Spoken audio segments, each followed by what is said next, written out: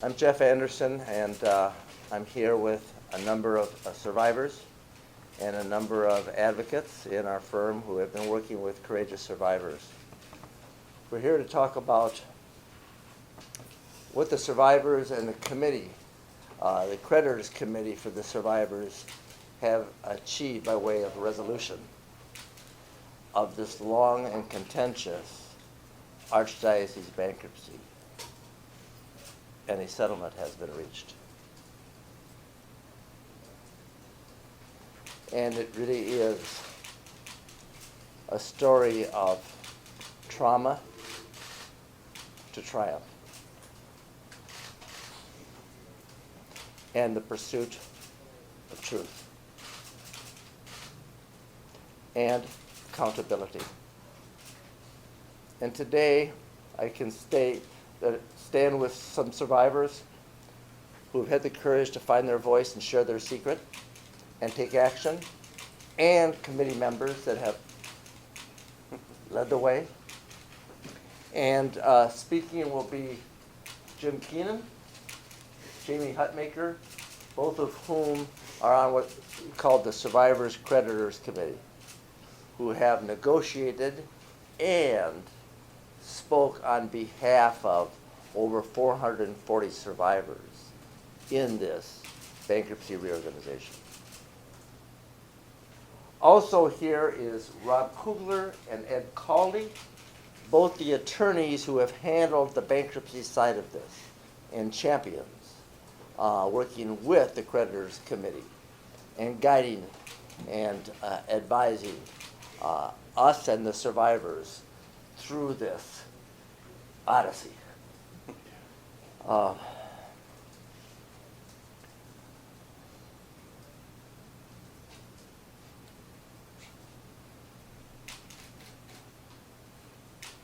I also say on behalf of myself, Mike Finnegan, who stands behind me and always taller and much smarter, and Ellen Lindstrom, who is both, and everybody with whom we've been working for so many years.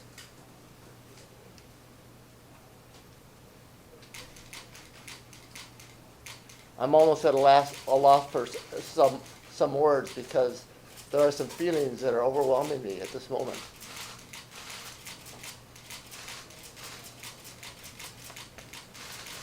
And I'd like to share then, standing with and for so many survivors with whom we've had the power and the privilege to work, really what this settlement does and what it achieves.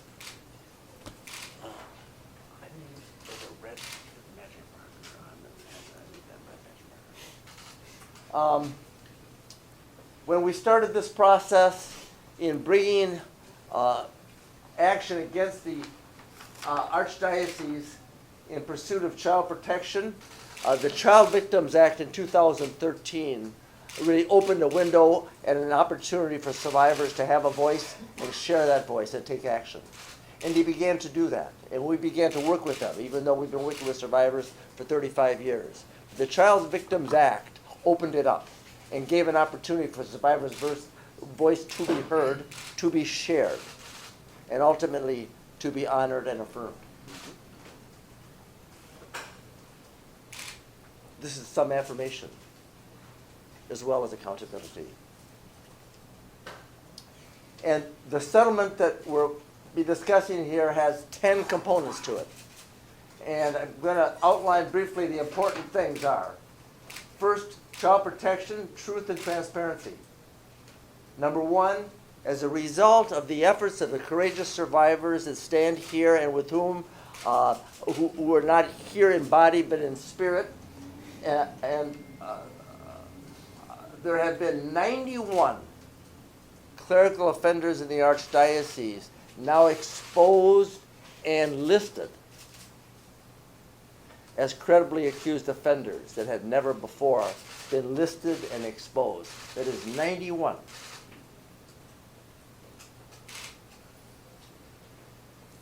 Number two, as a result of the survivors' courage and these efforts, over 100,000 pages of documents, files of offenders accused or credibly accused, or never before known to have committed offenses, have now been disgorged, many of which have now been posted and publicly displayed by us, and more to come. It's closer to 200,000 than it is 100,000 pages of files previously held secret by the Archdiocese of St. Paul, Minneapolis in their archives, never before seen or known to exist outside of their archives. Number 3, as a result of the survivors' courage in finding their voice and taking action, top officials' roles have been revealed and they have been deposed. Archbishop Neinstadt, deposed. Kevin McDonough, Vicar General, and the manager of this problem for many years. Archbishop Harry Flynn, the former Archbishop, and many others, deposed and revealed for their role.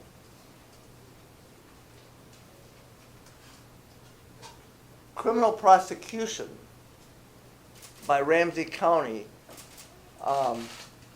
came about as a result. And now there's court supervision of child protection protocols that have been put in place that in large part were started by the survivors in a Doe 1 settlement that the Archdiocese is both agreed to and required to adhere to under court supervision now.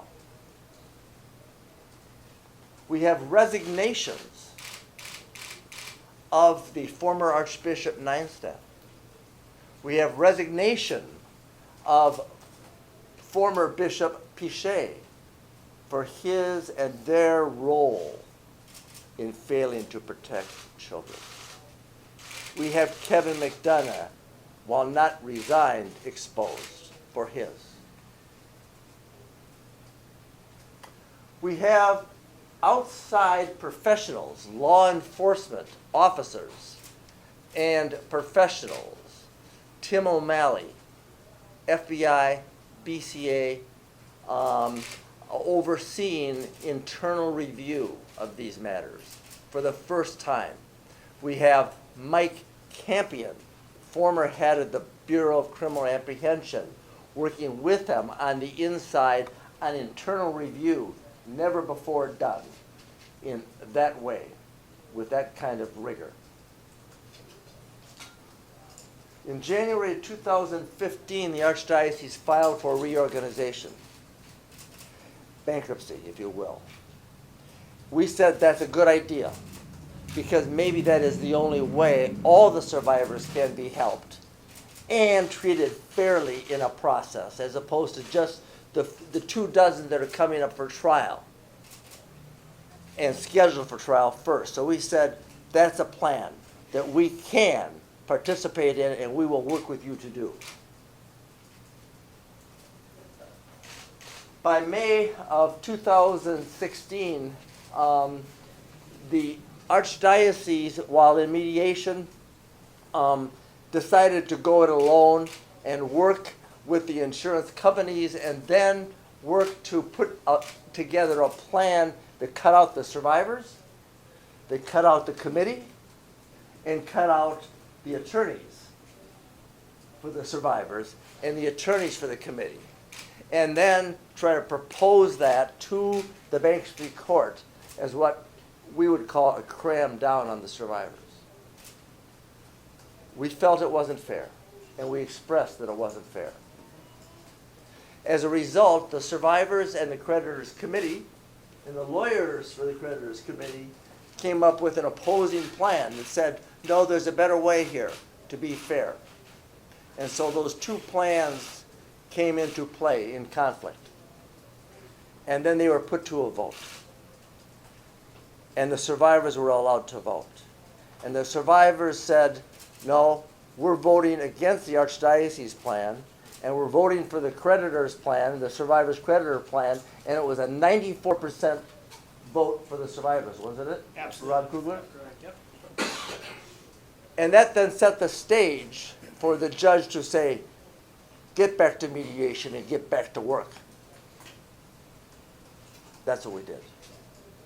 That's what the creditors committee did. That's what the survivors did. That's what the attorneys have done. And that's what we've been doing to this day and to last night. Last night a deal was struck in which there is a joint plan by the creditors committee on behalf of all the survivors to join with the Archdiocese, the parishes, and all the insurance companies involved for the parishes and the Archdiocese and all the entities involved. And there are 450 survivors who have made claims through this process and who have been reached, most of which before this process got started.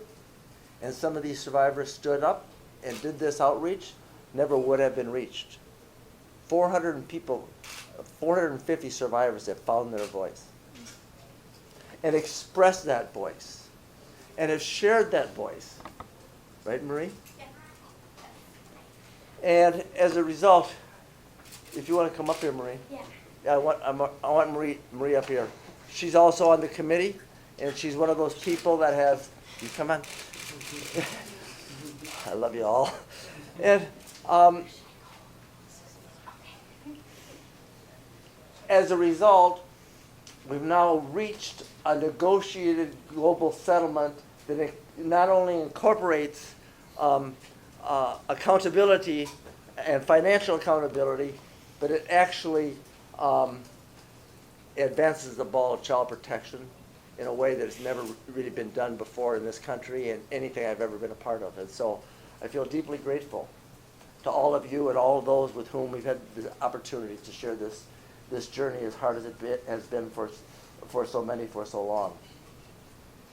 And the question is, in negotiations, after negotiating with 25 different insurance companies, negotiating with 3 separate law firms, wasn't it 3, Rob, that you were negotiating against? Yep. With the Archdiocese, and then dozens of other law firms for dozens of other parishes and insurance companies, and there are more lawyers than you ever want to see in any one room, ever again. I hope I never have to. They came to an economic resolution that is accountability, and I'm going to write down what the number is. So I'm going to have to get down here for a minute, Jamie.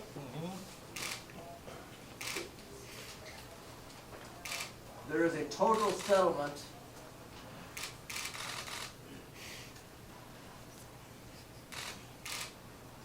for the survivors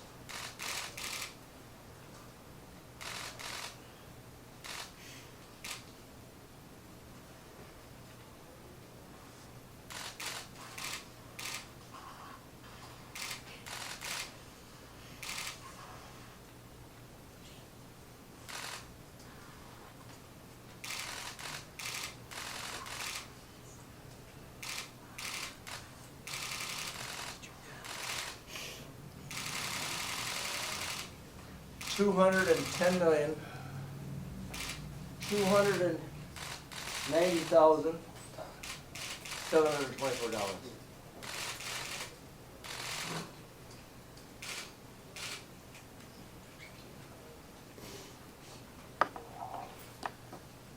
And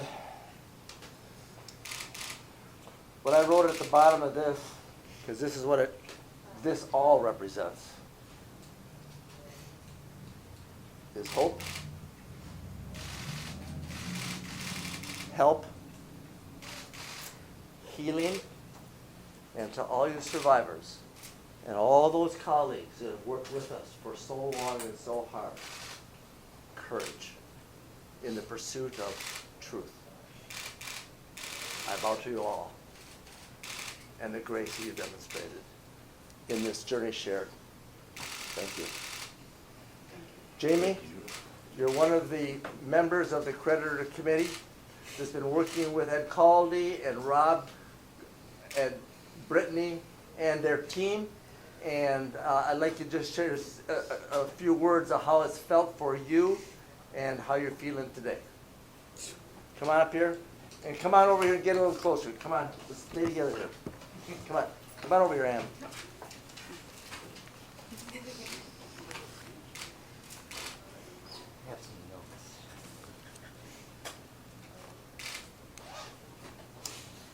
First of all, I would like to say it feels really good to be here today. I can't always say that because I'm not very comfortable in front of people on cameras, but today is a great day for us and all survivors.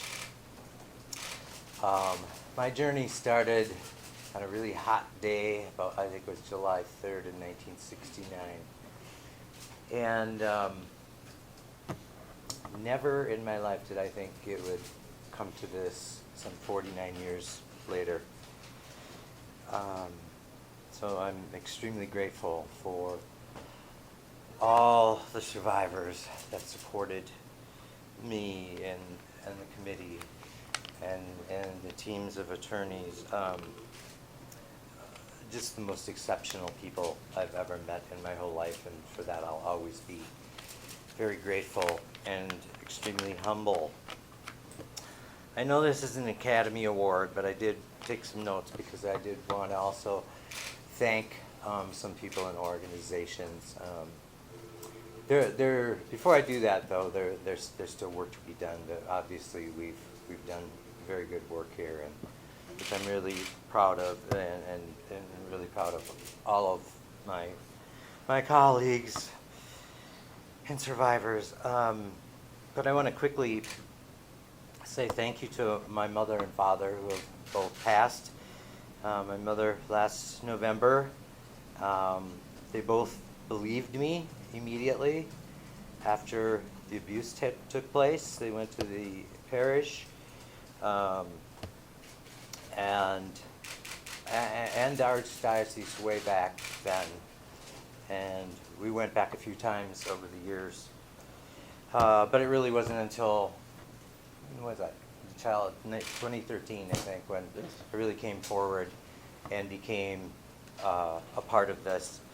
But again, I want to thank my mom. She also wrote a beautifully articulate letter to the Archdiocese at this time that was part of a deposition that she took in early stages of dementia, which I think had some significant bearing on how things turned out.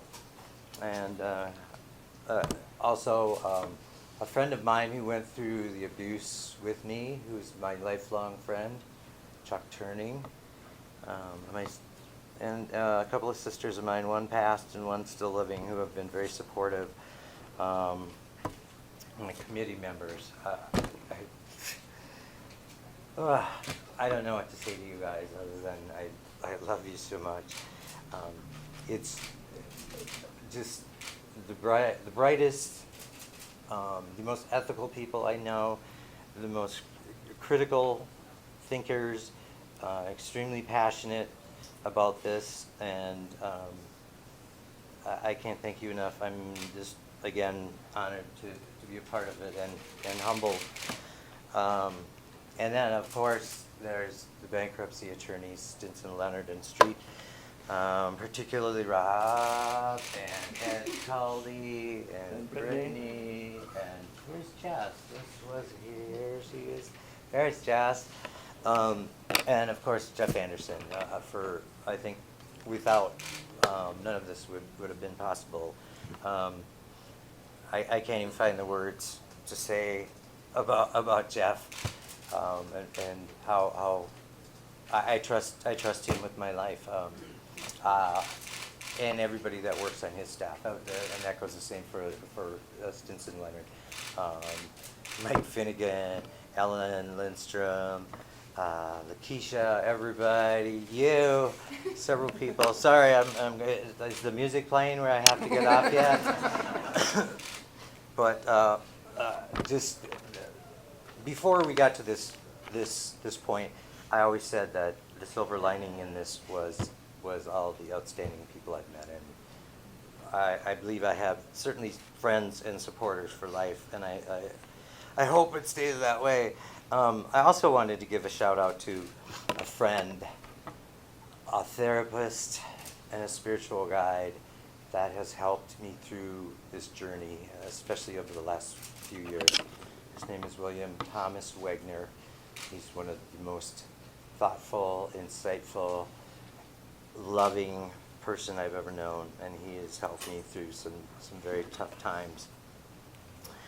And not last but not least, I also have to throw out a little shout to my company. I work for U.S. Bank, and they have put up with me leaving office, taking a lot of time off. The support there has been stupendous. The U.S. Bank does what they say. They put people first, and they do the right thing. And I'd like to thank my management throughout, Vicki Rogers. And maybe last but not least, my lovely wife of about 11 years, who had no idea what she was getting into, nor did I, really, to be honest, who's been through ups and downs, depression, anxiety, even some thoughts of suicide. Without all of you, I don't think I would be standing here today. And for that, I thank you all, my Marie. Jeff. We're with you, Jamie. We're with you. Thank you, Jamie. I And think I'm over my time limit now, so. Jamie's mentioned to the family members, the partners, the siblings, the families of the survivors who have stood with the survivors and had the courage to withstand the rigors that have been required in your own recovery of power and pursuit of this truth also needs to be acknowledged. And Jim Keenan is the chair of the creditors committee that has led this negotiation and helped lead the resolution to this joint reorganization plan, as it's called. And Jim Keenan, what say you to this day and how you feel? It's good to see a lot of the same folks covering the good part of this. I first met Jeff Anderson in 2006 as a pretty lost 38-year-old. I've been fighting in court with the church now for 13 years. This has been a long day coming. It's a triumph. It is. It's an absolute triumph. I realize that the work is not done.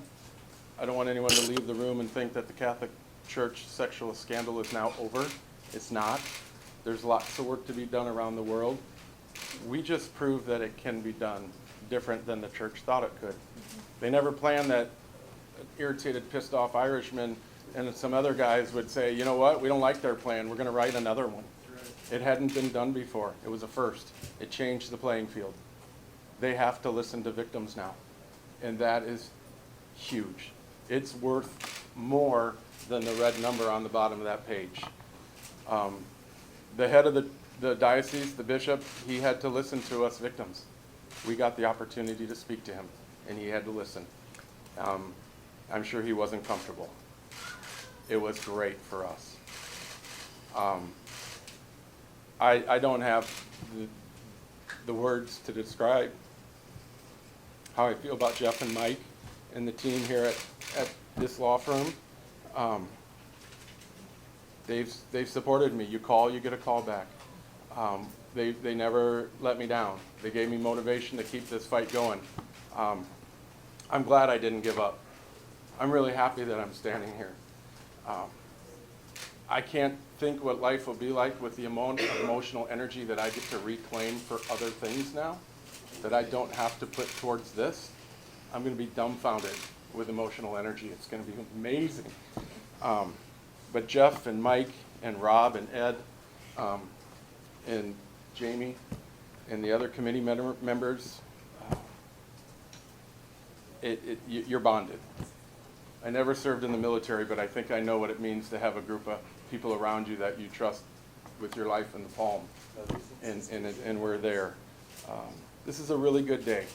It's a really positive, quality day, and I think it shows that when if anybody out there is wondering, do I have the legs to stand up under my voice, you absolutely do.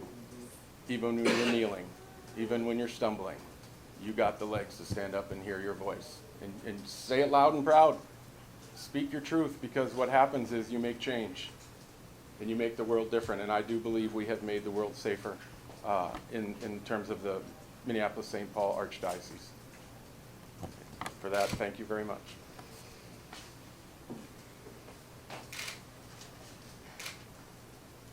forgot to thank somebody, Jeff. Can I? I am being serious. I also wanted to thank press, the real press, not the fake press. I don't think there's a fake press here, but the press and how this has been handled lovingly, thoughtfully, carefully. Thank you all, particularly Miss Hoffensperger. Is she here today? From Star and Trib? Oh, there she is. Thank you. I wanted to thank you. Okay, now I'm really done.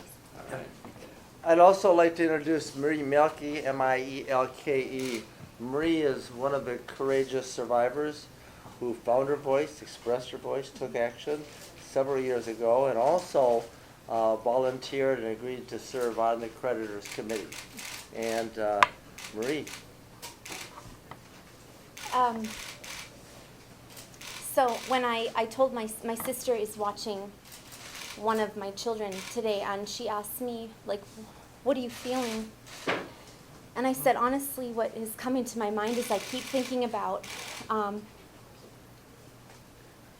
what's coming to my mind is like the times that, so I'm a mom, I have 3 children under 5, and my 5 and under, and my biggest dream growing up was to be a mom and to have these children to just love and protect and nurture and grow.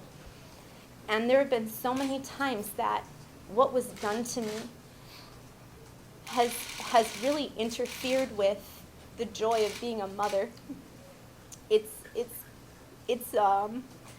hard to describe how you're fighting against the trauma and then trying to be present to the miracle of your children, which they are. And when my sister said, what does this mean for you? I just opened my arms like this and I stood in the sun. Because what this means is that Keating didn't take anything. He didn't take anything, and I'm standing here now, and I'm fighting for my babies and my husband, Anthony, who has just been my rock. And Jeff always says we do this for the children whose names we will never have to know, and that is right. There are so many children that we are protecting, and my heart just aches for anyone who carries this, what I have been through, what all of you have been through. And I just want to reach out to you now to say, you are not alone. You are worth it. You are enough. You are beautiful. And the lies that you carry because of what was done to you, they are lies. And the truth is your beauty and your strength and your power. And I'm stumbling through this. I'm not perfect. But I am fighting for what I know is good. And I guess another thing that I want to say is thank you to, we're all aware of bad priests. We all know that firsthand. But I have to acknowledge a few good priests. First, my Uncle Jeff, Father Jeff Heward. I have to say thank you because he is a good man. And I think it's important to know that there are still good priests. That might bother some people in here, but I've experienced 3 in particular. Father Tony O'Neill, Father Nate LaLiberte, and Father Jeff Heward. And I want to thank you for not being afraid to call bullshit on the Archdiocese and to keep fighting for us, because that's what they're doing, and they're not doing it to get attention. They just do it every day. And thank you, Jeff and Mike and your whole team. I was driving a couple months ago and I just started crying because I realized that I was alive. And there have been quite a few times because of what was done to me that I haven't wanted to be. And to send Tina and Theodore and Colette, my sweet children, and I'm so grateful that I have been supported enough to keep fighting. And my mom and dad, and my brother Nicholas, who isn't here anymore, and Luke, Jacob, and Lisa, my extended family, my in-laws, just everyone. There's been so much beautiful power and healing, and I think that is power and healing is just as true as the evil out there. So get up and grab it. It's not without reach.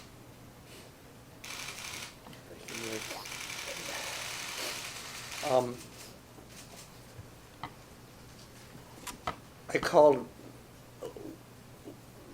we put this all together with the committee's help and everybody else's help late last night into this morning, so we didn't have an opportunity to discuss it with many people. So I began to call a few people immediately that I knew needed to be here.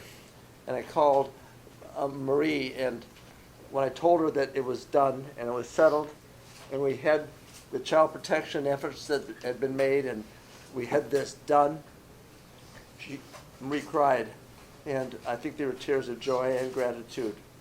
And then I called Ann Fern, and I said, Ann, we're going to do something, we're going to announce this, and we have it done. She said, really?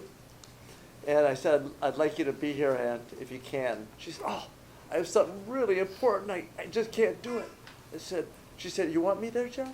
I said, I'd like you here. And so Ann said, Jeff, you've been here for me for years. I'm going to be there. You're here. And then you said to me, you said, you must really feel good, Jeff. And I lost, and I started to cry. And I'm going to cry now, because these are tears of gratitude for the courage and the inspiration and the strength that all of you and those that aren't here that have shared this journey with us and stood up for the truth and spoken it and shared it and cared greatly and dared. So we're on to another day. Thank you. Thank you. Thank you. Thank you.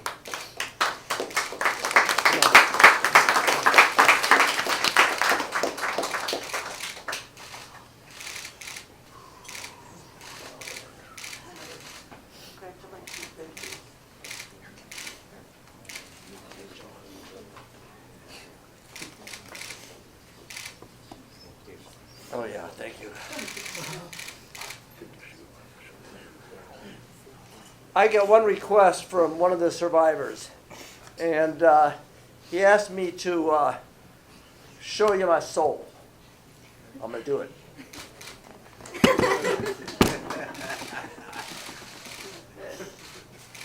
Read that. It says, rise up for the truth. Amen. Amen. Amen. That's what these survivors did. That's what these survivors did. All you survivors out there that can't be here in this moment in time, that's what you did. You stood up and you rose up for the truth right there.